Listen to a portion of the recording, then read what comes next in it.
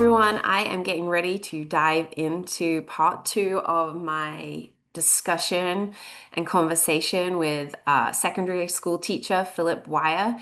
In part one, we were talking a lot about his book, Trauma Informed Tragedy, and what the trauma informed movement has meant for schools, educators, and the school system.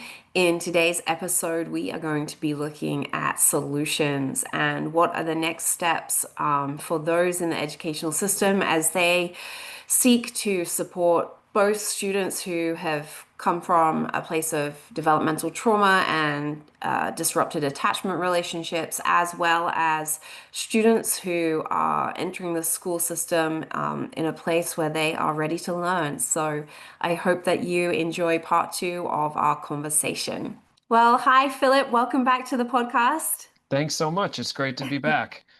I am glad to have you here for part two. I have mentioned in our introduction, but just for our listeners, that, in part one of our conversation, we were talking about your book, Trauma Informed Tragedy, and we spent a lot of time really talking about the trauma informed schools movement and what the kind of the pros and the cons have been of that and what that's meant for our educators and the educational system and both our kids who have experienced trauma and those who haven't. So we dived into that quite deep. And so this time, part two, what we wanted to focus on was talking about what do we do now. What are are there solutions? What are our next steps and how do we support all students and all staff members? And so one of the things that you and I kind of had brought up in our previous conversations that didn't make it to part one was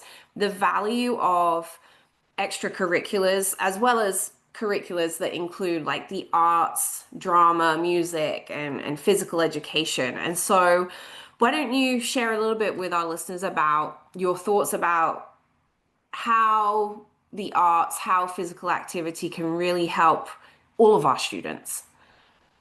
Oh, absolutely. And I do have to say, if there was one big surprise for me as I was researching and writing the book, it was just how powerful the evidence is that these interventions help. And it's solid evidence. It's not just, and not that a case study can't be solid evidence, but I mean, we're talking about brain scans that Mm-hmm. show concrete differences in the brains of children when these interventions take place. So there's several up for discussion here. The one that shows the strongest clinical evidence surprised me the most is actually drama programs. And I learned about this from Bessel van der Kolk in his 2014 book, The Body Keeps the Score. And he shared some anecdotes, but I really wanted to dig deeper and make sure, well, it's been 10 years since that book was written. And so I reviewed some newer research, and it's no longer anecdotal. Drama Mm-hmm. programs really do a great job of helping traumatized students cope with their trauma. And it's a really interesting mechanism. In survivors of trauma, their social trust so often has been shattered. And Mm-hmm. drama programs can be a very safe and structured way for them to rebuild that social trust. Um, and additionally, with people having to be aware of their body postures and their movements around others, I kind of refer to it like a real world trust fall where you have to trust people to play their part around you. You have to do your part, and it really simulates how healthy relationships work. And there's the theory behind it, but the evidence is concrete that it does work, including places with, like prisons with adults, not just with children. Children whose brains are, more malleable as a result of being young show incredible outcomes, but also it can even work with adults. So drama is one where there have been, just great results shown for helping traumatized individuals. Music, there's less evidence that I was able to uncover. It may be out there about the collective music programs being helpful for helping students recover from trauma, but there is very solid evidence, including, brain scans from students who took piano lessons over the course of 10 weeks to show that learning music changes how the brain functions, and Mm, it purely in the positive direction, increase regulatory ability, increase working memory. So many of these things that victims of trauma suffer from and need improvement in, music can help. And mhm, though I have to say that it's a hunch, I wasn't able to find enough research to prove it. I think things like band and choir also offer the same thing that drama does. When you're working with a group, you're rebuilding that social trust, coming together. Um, and so I believe that's a really valuable intervention. Arts in general, creative expression, art therapy as a medium can be very valuable well, art therapy isn't a medium, it's a practice, but let's talk about the medium itself. Oftentimes people can share things in art that they just can't share, victims of really, mhm, really severe trauma. And it can be so, therapeutic to release things that way, bring it up, bridge the gap to where they could talk about it. And certainly there's a difference between just doing art in school and, having an art therapist that you're seeing. However, the medium is still very valuable for students in that mhm, regard. mhm, And so, any type of art, I would argue, could be valuable there. And so that to me was such a huge surprise in my research, was just how important that is for kids. And unfortunately, in the last, 15 to 20 years since No Child Left Behind, the zeitgeist of schools has been reading and math, reading and math, reading and math. right. And we have to be conscious of the fact that pulling time away from these programs was probably not good for the development of kids' brains, you know. Mhm, Um, yeah. and then oh, go If I ahead. might, Yeah. I want to just dive a little bit deeper into what you're bringing up because, um, firstly, I want to go back to what you said about the drama piece and Hmm. your comment about having this awareness of your body in space and the people around you and all of those proprioceptive pieces that come up that for so many of our kids who have experienced trauma are missing, that they haven't, their body is in fight, flight, freeze mode. And Hmm. so it's very turned off to the world around them in that respect. Like they're hyper vigilant, but not so much about what their body is doing at that moment in time. Hmm. Um, and so I think just that adding that piece of knowledge for our educational system to know that this isn't just about a kid doing something that might be fun for them, like drama is something, or it's not seen Yeah. as that truly academic subject, that actually it's helping their body heal in a way that sitting down for a math lesson can't do. Hmm. And then the same for music. There's a huge amount of evidence with regards to the power of the rhythm and regulation piece that music brings, and why Hmm. so many therapeutic modalities involve, when we're working with back brain behavior, involve rhythm, music, repetition, because it's speaking to that reptilian brain part and helping switch off those back brain responses. Now, if I remember my music lessons as a high schooler, I found them to be very overstimulating and Hmm. just way too much for my system. Now, I think if you have a class that is very well structured and they're able to maintain very good control over it, I think that the power of that that experience could be huge. And so maybe it's Hmm. not that we move our kids who have experienced trauma to a full music class, but it's, can we engage them in, you mentioned piano lessons, right? Can we Hmm. engage them in individual lesson time where they're using music as a way to help regulate their system? Because you can't play an instrument if your system is not regulated. And Yeah. so, but the benefit of the music regulates the system too. Absolutely. My favorite phrase that kind of wraps up so much of what you're talking about, I borrowed from another author. His name is Eric Jensen, and he uses the phrase the brain's operating system. Mm, And it just the set of programs that it brings to the table to deal with, life on a daily basis. And music does huge things for students' operating systems, and so it speaks to the reptilian back brain that you're talking about. It's like it helps students regulate. We can think of a Mhm. computer program that, running on a computer that makes sure things are running well in the background, so the applications that are, kind of the front matter can work well. Mhm. I think that's a really good analogy for how the brain works. And, I think and I understand it was well-meaning. We want kids to be successful in reading and math. Reading and math matter a lot. I'm a former Mhm. English teacher, and that my current job still contains a lot of components of reading and writing. But what we forget is that you can teach students all the skills in the world. You can read together for hours and hours, but if their brain isn't operating in the right mode to absorb all that, then you're really kind of spinning your wheels and not making good use of your time. Mhm. Mhm. And yeah, Um, because can I say one? I'm sorry. yeah, I sure. I couldn't agree more with what you said about making sure schools don't have the attitude of, well, those are fun, and we don't want to reward students for acting out. We really should view these things as 100% necessary for all students. And Mhm. if like you're saying, a large group setting doesn't work for a student, okay, let's try to shrink the setting. But every program or thing we've talked about so far, I would say schools should strive to have every student. uh, Absolutely, absolutely. And, I think that's part of our goal for this conversation is that yes, we're talking about things that would be especially helpful for kids who have experienced trauma, but really we want interventions or solutions that are good for all students. mhm, And my mind is thinking about in our previous conversation, we talked a bit about kind of the unfairness that has been placed on educators to take on some of these responsibilities of healing students mhm, from trauma.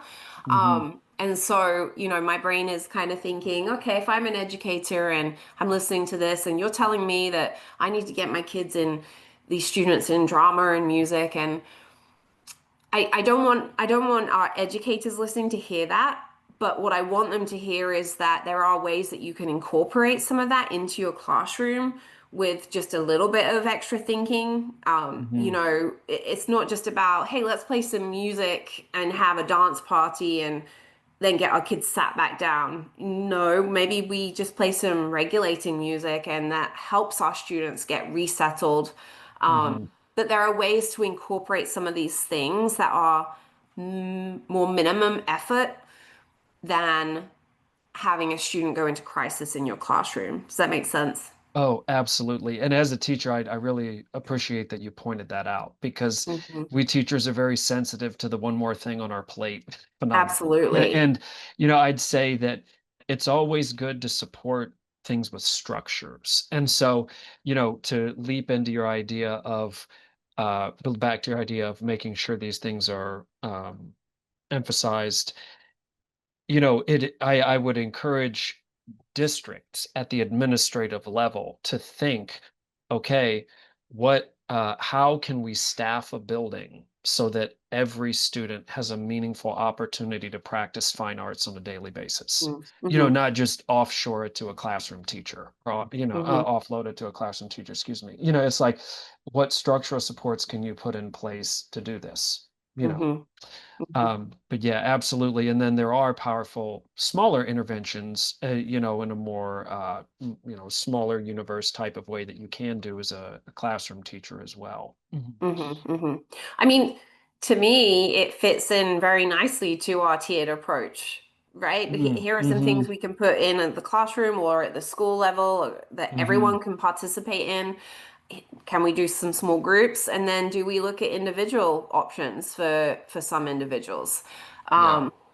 But you're 100% right in terms of it. It really does need to be a systemic approach rather than again on the shoulders of the classroom educators and that goes for PE as well. You mentioned Mm, earlier about mhm. how the education system, at least in our part of the world, has very much moved towards just a huge focus on academics and that combined with the societal changes that we're living in and cultural changes in terms of social media, technology, and how our kids have just become a lot more sedentary in their lifestyle, having less opportunity to go out and do sports or play music or, Mhm. that kind of thing, that we need to, the education system really needs to rethink how and what they're offering in the school. Yeah, absolutely. The world has changed tremendously, and I don't think it's going back. I don't think we can count Hmm. on kids getting out of school and going and riding their bikes and playing pickup games of Hmm. baseball in the neighborhood till the sun goes down anymore. I don't think that world is coming back. The screen time simply refuses to abate. And I think there are structural things in place that, though I do think we should do everything we can. Certainly as a parent, I'm conscious of just how screen creep can work. But schools offer such a good chance to, in a structured way, get kids exercise. And if the biggest surprise of trauma-informed tragedy for me was the power of, fine arts. The biggest surprise in my first book, which I wrote, The Kids Are Not All Right, about the youth mental health crisis, the biggest surprise of that one for me, bar none, was the power of exercise. It works two ways. The first, you have the specific effect of exercise can help a child who is amped up de-escalate. It Hmm. gives those fight or flight chemicals a way to burn off, somewhere to go. Hmm. Um, and so even if they aren't dysregulated yet, it also will calm down their brain for the rest of the day if they've had good sustained aerobic exercise, which for kids can just be running around on a playground. I mean, Hmm. listen to kids, playing tag or, any other game that they might play, and you hear them, it's natural. They're out of breath. They're running around. They're having fun. And we wouldn't say, oh, you need your 30 minutes of daily aerobic exercise. They just do it. They just naturally they want to run and they want to move. And so in that specific, daily example, that lessens reactive activity in the amygdala, in the downstairs brain. But then also there's a generalized effect that students who exercise more, not just on a daily basis, but on a weekly, monthly basis, those students have less reactive downstairs brains. And that's Hmm. also true of adults. There have been really well controlled studies that have shown that adults who exercise and in general, not just on a specific day, have less reactive amygdalas. And so if this is a toolbox, or excuse me, a tool we can have in our toolbox for kids, if we're trying to help them regulate at school, especially students whose brains are prone to dysregulation, this is such a powerful tool with such a positive impact. And Hmm. I don't want to call it an easy ad, but let's face it, schools already have playgrounds. Schools Hmm. already have Hmm. recess equipment. Schools should already have a PE staff ready to serve students. Now, I Hmm. know PE staff in a lot of cases have been cut back as and math and reading have been expanded, but perhaps that's a decision that you revisit when you realize just how important exercise is. Because, and I know our focus here is on trauma and dysregulation, but the evidence that it improves cognition, exercise Hmm. improves cognition, is bulletproof. I mean, it's beyond reproach. It's just Hmm. established as a fact that exercise in children and adults improves cognition. So if you're trying to boost academic performance as well as help students regulate, exercise is it's so hard to beat. And so, Right. and I don't want to call it easy because I know school structures get pretty baked in, but everything's already there for this. It's just a matter Hmm. of giving students the time. I Hmm. would go so far as to say like a playground sitting empty at a school at any moment of the day is a wasted opportunity, Hmm. you know. Well, and I'm sitting here thinking, okay, if I'm a teacher, if I'm a classroom teacher, even if I'm a math teacher, Hmm. right?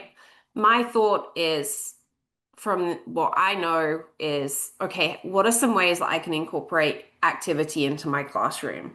What are some ways that Mm-hmm. I can incorporate music or teamwork into my classroom? Because drama Hmm. is a lot of teamwork.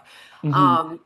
And this is even an opportunity where technology can sometimes help us. What are some ways that we can use our interactive whiteboards or videos on the internet to help us create activity options for movement in the classroom? I think the what's happened is with this move towards academics, the focus has we've moved into this, you need to be sat down at a desk doing your work. Mm-hmm. When and I think many teachers feel stuck when actually if if it's still reaching the goal, do you have to do it where they're sat down at their desk doing their work, right? And I Mm-hmm. think unfortunately educators just have kind of got stuck. They feel like they don't have any freedom to make those kinds of decisions in their classroom when really you do. If your Mm-hmm. students are reaching their goals academically, but they're doing it standing up at their desk rather than sitting down, or they're walking around the classroom doing their work, where's the problem with that, I guess is my question.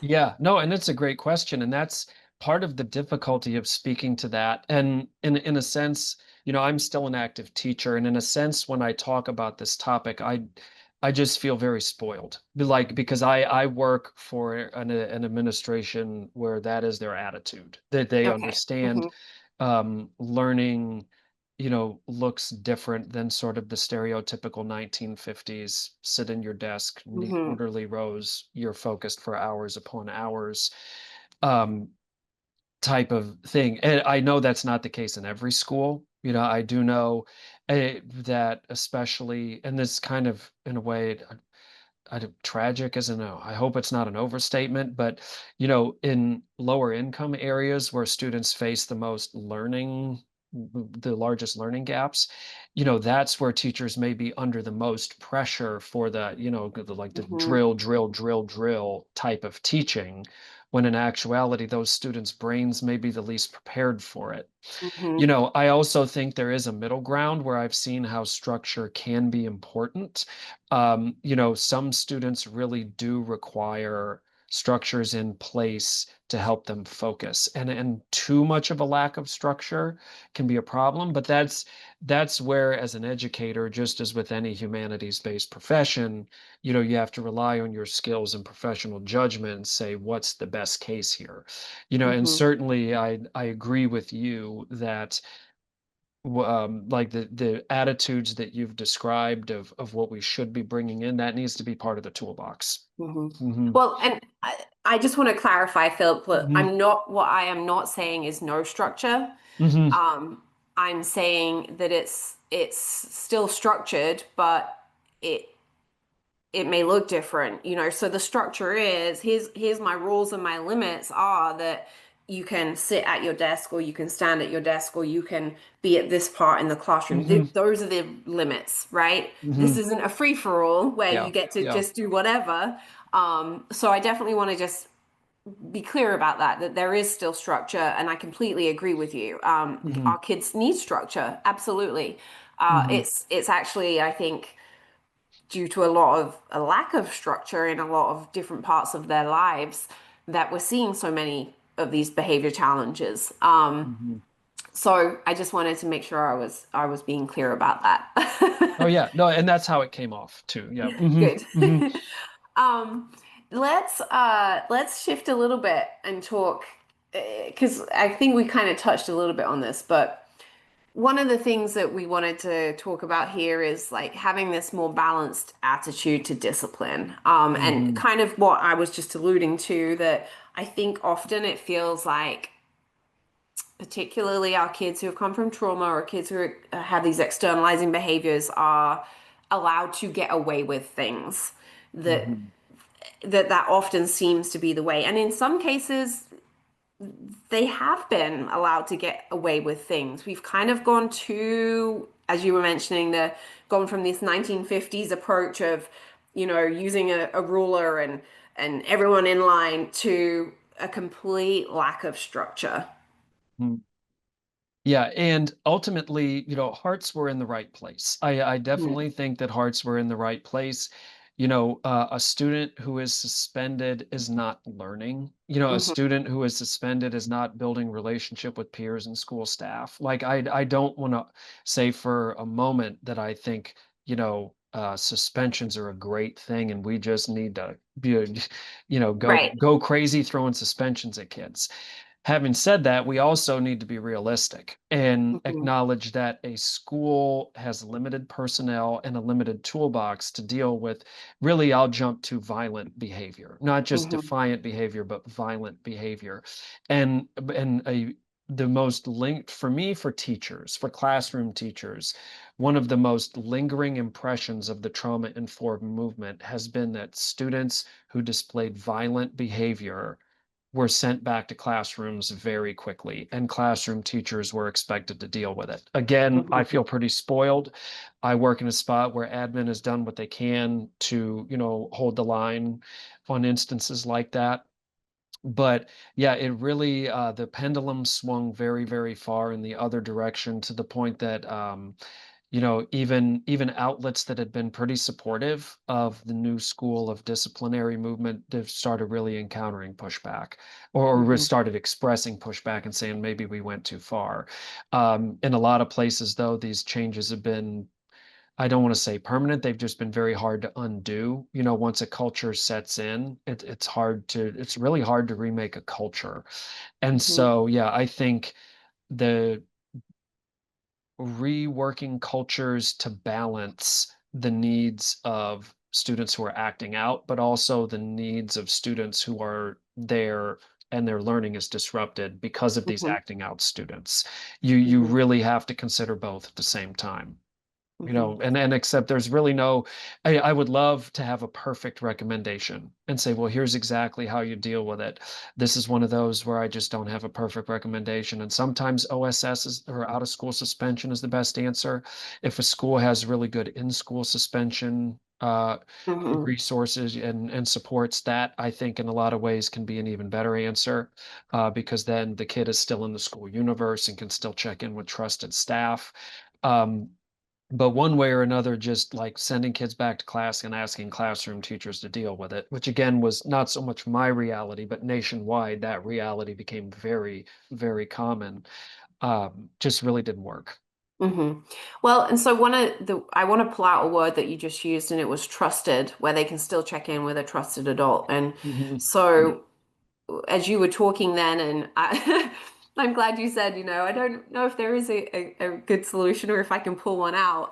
But for me, and based on the work that we do in our organization, and that this is an attachment-based podcast too, I want to pull that back Mhm. in, is that relationship.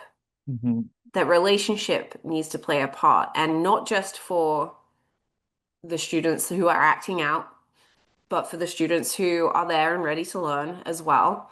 And then, so there's a piece of me that feels like if we keep relationship at the forefront as we consider what the best consequence is Mhm. for a student, then I feel like that is the first stepping stone. Like, again, I agree with you. I don't know that there is a singular solution or that there is a perfect solution, but if we start with relationships, so is the relationship going to be maintained? Is the safe relationship or felt safety, that is the emotional safety of a person, going to be maintained? And so we apply that to the student who's acting out, we apply it to the classroom teacher, we apply it to the rest of the students in the class. Mhm. I feel like that's where ISS in school suspension comes into play, but it has to be done the right way. It's not just a room where the student goes and they get given a packet of work. Like, that's Mhm. not going to help anybody, because there's no focus on relationship. Mhm. What do you think about that? No, I totally agree. And if I could frame it this way, my point of view would be relationships and, right? Okay. Relationships and when the rubber met the road on when the trauma informed movement hit schools, it was relationships, Hmm. period. That was it. And there were it really and some would argue, and I'm going to circle around and kind of argue with myself. And so if you're listening here and you say, well, that's not what we were arguing, hear me out. You know, um, restorative discipline, the movement, the really relationship-based discipline, tried to get rid of punitive consequences. So rather than kick a student out of the classroom, you'd hold a discussion circle where students could share their feelings, or a teacher could, about how a student's behavior made it hard to learn. It really just became relationships, period. That was the tool, the only real tool. Mhm, And now you could find more nuanced works that were arguing for relationships and in these restorative practices, in the restorative practices world. But when the movement hit schools, what teachers heard was relationships. Well, this kid mhm, keeps punching another kid. Have you tried building the relationship? This kid keeps cussing out his classmates. Have you tried working with relationships? It just, and it became like a meme where no matter what, I've saw this on teacher pages on social media where like, have you tried building the relationship became like a meme answer to mhm, anything. mhm. To the point one meme was like, the school is, like, On it's fire, like, well, right? did you try building the relationship?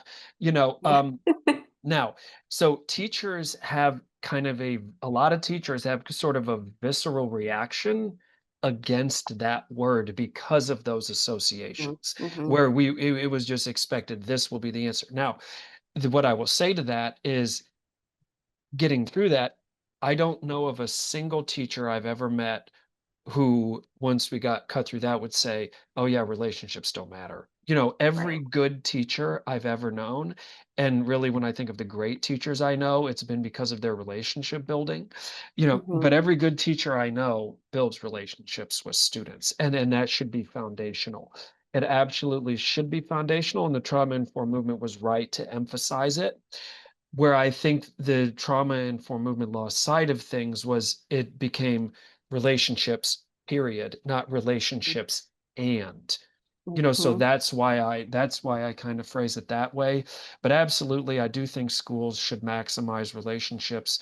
They should try to make sure that students who suffer from attachment issues have a good, safe adult they feel like they can check in with. That's a fantastic kind of tier two intervention to bring that language in for students, good daily check in with a trusted adult. I certainly think all those things are valuable. Schools should maximize them. It just can't be the only thing, you know. So tell me a bit more about the and. So what comes after the and? Mhm. Because I got some ideas, but I Sure. want to hear it from you.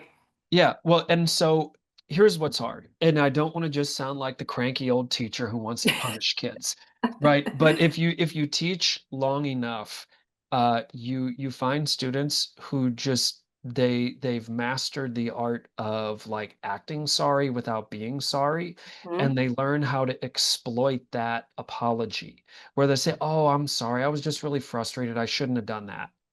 I'll manage my frustration better the next time. And you say, oh, great, we solved it. 5 minutes later, the behavior happens again. Well, I'm sorry, I just got frustrated again. And mhm, then you observe the behavior and, well, and no teacher's perfect. We're not perfectly even observers, but then you notice, well, you're not frustrated. You're doing this with a smile on your face. mhm, This is mhm, just your attempt to create entertainment for yourself. And mhm. so um, in instances like that, a consequence, which has become kind of a bad word, would be more effective than, trying to solve it without one. I don't want to sound like too cranky of a teacher, but if that student can't handle free choice seating for an activity because they keep causing issues there, the consequence might be I'm going to move you to a seat where you'll be more focused, Mhm, right? mhm. Or things like that. It's um or it's just a consequence is taken on such a pejorative or negative meaning in today's educational day that we forget that consequences can be a part of healthy boundaries that keep the learning environment safe. So, I would say like relationships and logical consequences to behavior. So Yeah, let's dig into this mhm, situation, this scenario just a little bit deeper because mhm, I think we're starting to get into the nuts and bolts of it here. So let's use this particular kind of scenario that you just described, that we have a student who is creating entertainment. Perhaps they Mm-hmm. are calling out, they're messing with their body over here. So the consequence is you don't get to have free choice of seating. I think Mm-hmm. that is perfectly a fantastic example of natural and logical consequences. That's what we use at our organization. The attachment side of it says, therefore, your seat is going to be next to me at the front of the classroom. Mm-hmm. Mm-hmm. And unfortunately, I've encountered many educators whose approach is actually to push the student further away for many different Mm-hmm. reasons. One, just not understanding. Two, because they're struggling with burnout and they don't want to be around that student because of that student's behaviors, which is understandable.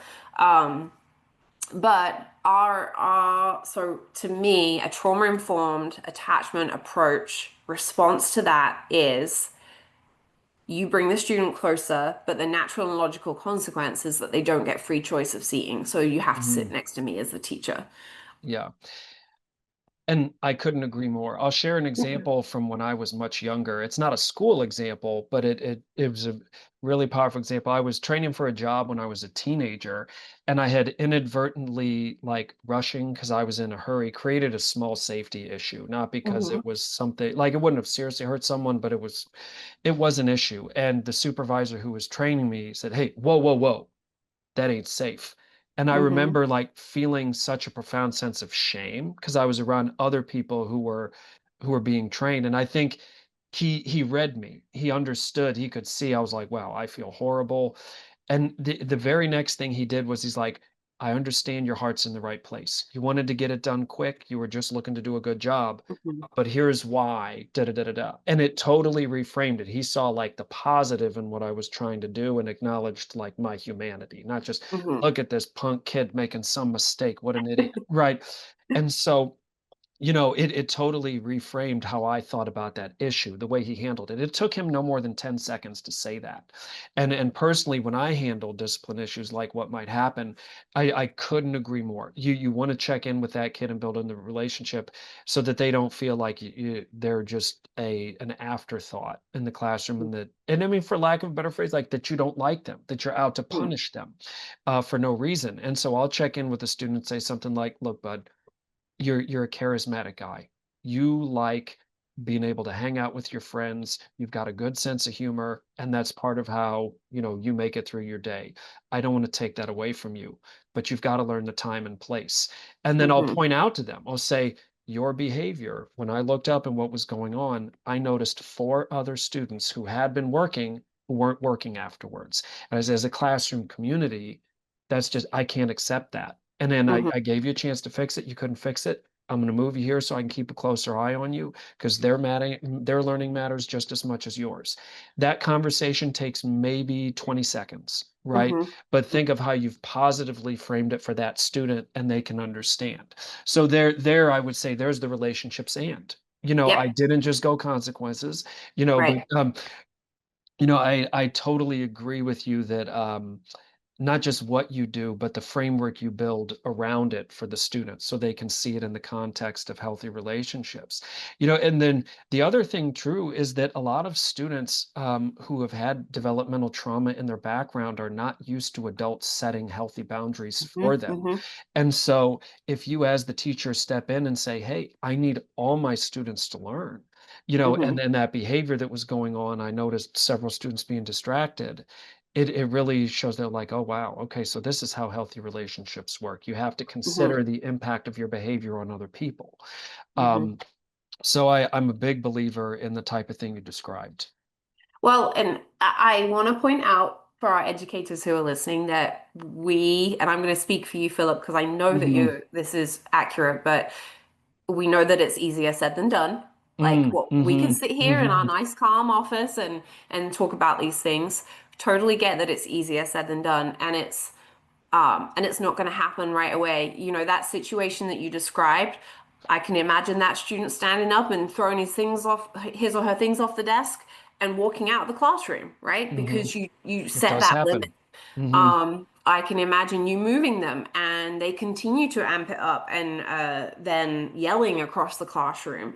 That's when we to me, that's where we narrow their choices and the natural and logical consequences increase. Okay, so now you're Mhm. showing me that you can't manage it in this seat in this classroom right now, and we're disrupting more of our students that are learning, right? So then the consequence becomes moving to the administrator, where hoping that you have a relationship with that administrator who Mhm. can then continue to work through that with that student. So I don't want our folks listening to be like, oh yeah, well, you can say that because you're sitting there, you haven't been Hmm. in the situation.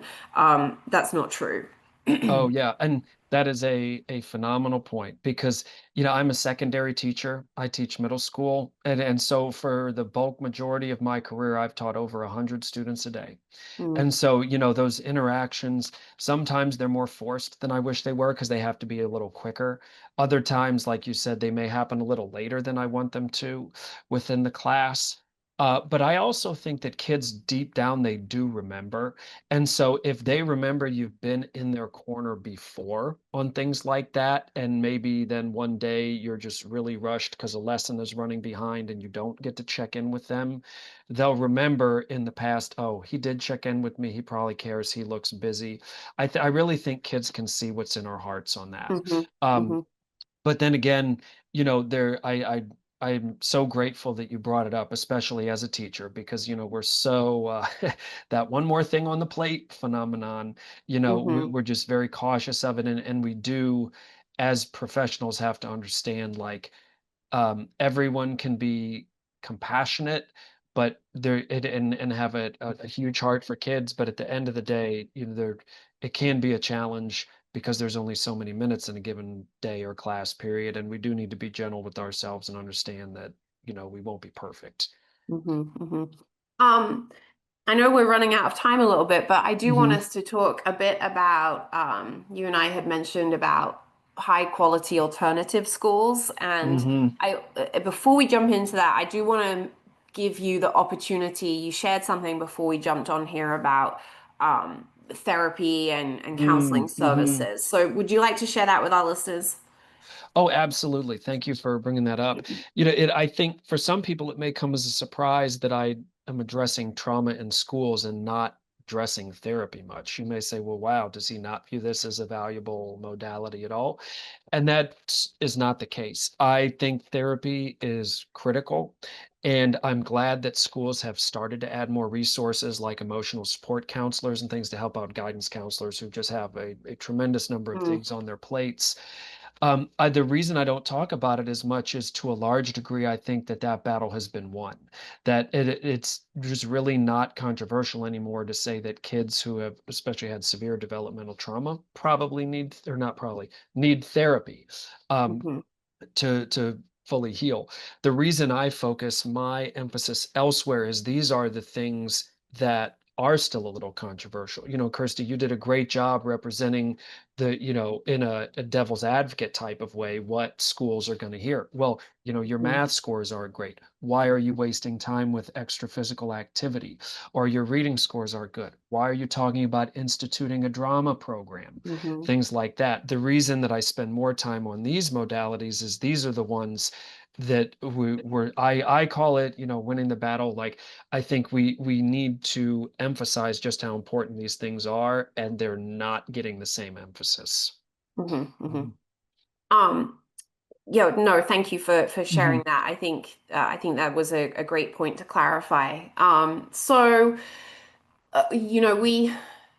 we talked about this possibility of having alternative schools. I mean, Mhm. every school district I know has an alternative school placement, and often that is where our children who have experienced the most developmental trauma end up being. So tell me, just share a little bit more your thoughts about what alternative schools maybe need to look like. What's the purpose of them? Absolutely. So I think there's been a really valuable movement in education.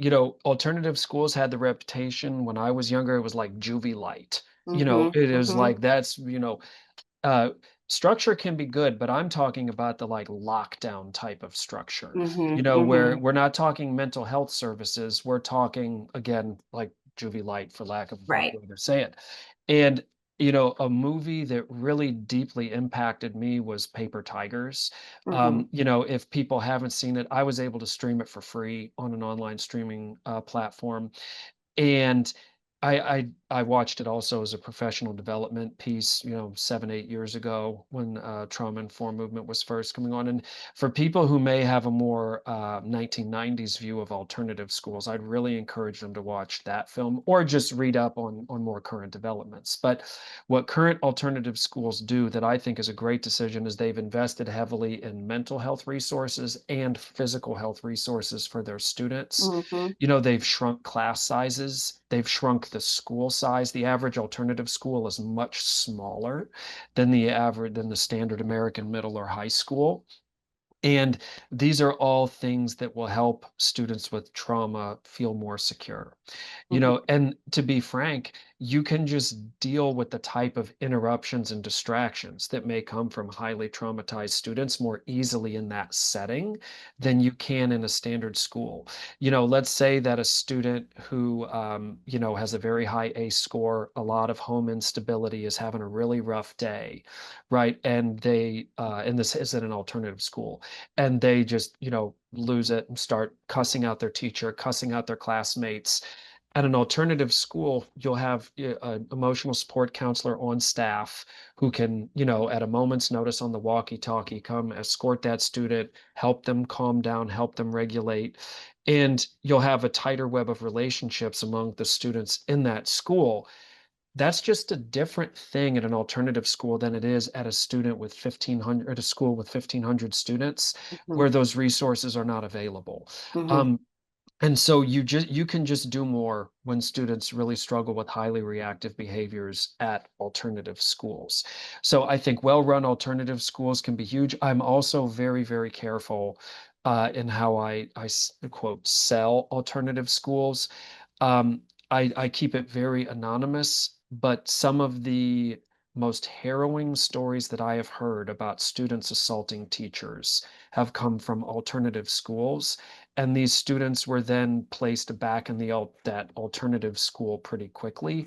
And Hmm. so I can't say one size fits all. Alternative schools are great because I think some alternative schools have gone so far in the direction of letting students get away with things is just a place to put the difficult kids, and the adults just have to hang on to the roof rack Right. your life. That's not safe for kids. That's not safe Mm-mm. for adults.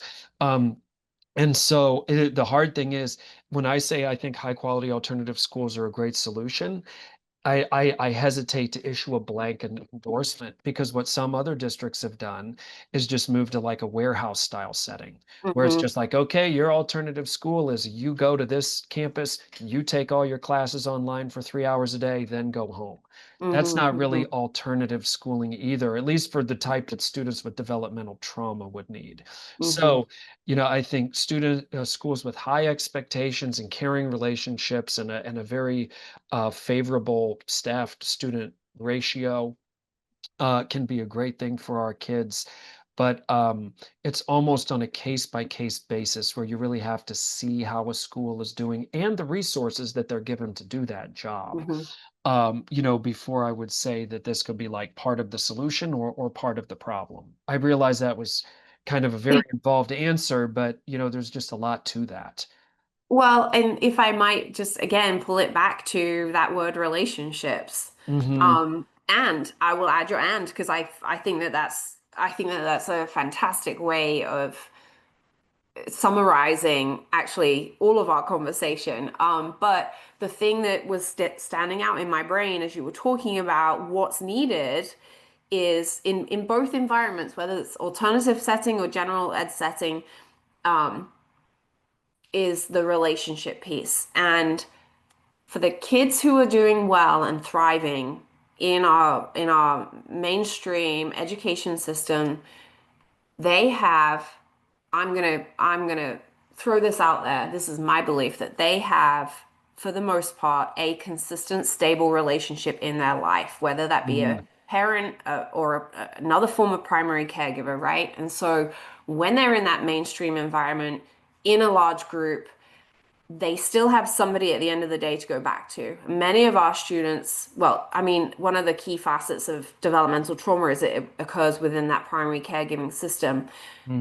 There is that lack of consistency in that relationship. So what we're providing for them in that smaller environment is the opportunity to have a safe base to go to regulate, to help them reason, to process those consequences that just isn't available because of the sheer number of students and lack of number of teachers or adults in that general population setting.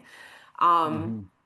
And so I, I don't know. I feel like it seems complicated, but it doesn't have to be complicated. Yeah, I think where I think you absolutely nailed it. It feels complicated in that I'm not sure we can move existing resources around enough to Right. provide what I think these students need. And Absolutely. it's very easy to say, well, we need more money, we need more staff, we need more resources. But here's the if schools are going to be asked to address developmental trauma, it will take more staff. It will Hmm. take more resources. It's hard work. Hmm. It's involved work. I think it's worth it. I think it can work in settings where we have the all the variables working in our favor.